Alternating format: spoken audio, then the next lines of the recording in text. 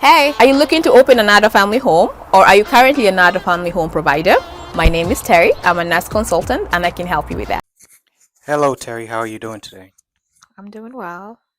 First of all, I'd like to extend my condolences. I heard you recently lost your mother. Thank you. I heard that she was a very phenomenal woman. That she was, and um, yeah, it's still kind of hard to talk about her, but Okay. she is, and she will forever be someone great in my life All right. and my mentor. I uh, may she continue to rest in peace. Amen. Terry, can you share a little bit about your background and what led you to start your adult family home business, consulting business? Okay, just a little bit about me. I have been in the healthcare field since 2006, and I have been able to work up the different ranks when it comes to the healthcare and worked in different settings, including assisted livings, skilled nursing homes, um, and various places that I've had the privilege to work at. I've been a nurse since for about 10 years now. It's been the main reason why we started the consulting is because when we came or when we were, because we were navigating our way through the process when we opened our homes, it was a bit challenging just to be able to find someone who can actually help you and then someone who can actually be there with you to kind of, not just hold your hand, but to guide you through the process.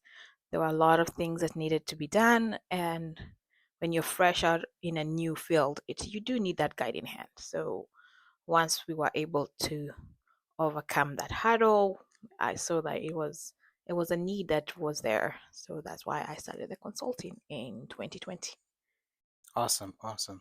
Um, so, what makes setting up and running an adult family home more complex than people expect? I mean, you've mentioned the hurdles and stuff. Could you speak more on that?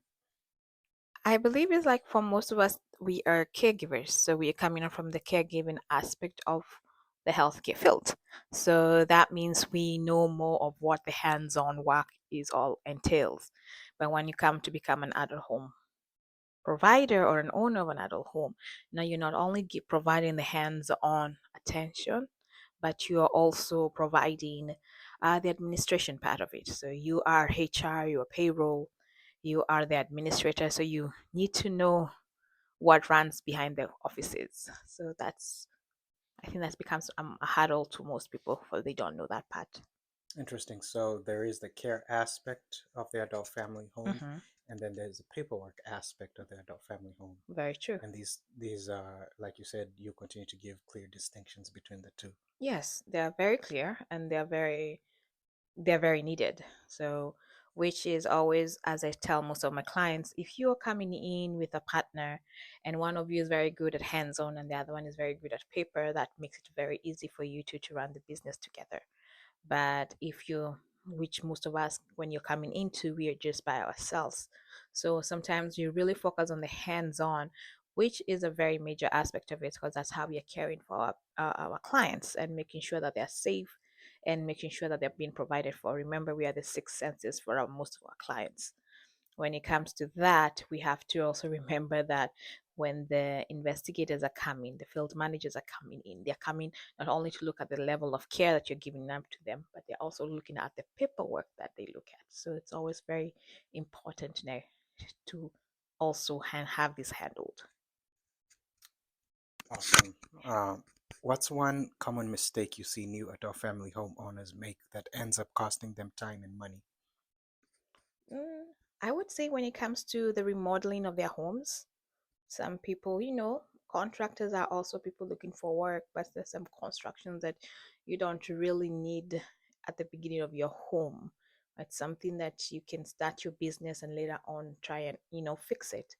And also, I've seen people fail a lot when it comes to their admitting their first clients into their homes, which has also costed them in case the inspector or a surveyor comes into the building. So, yeah.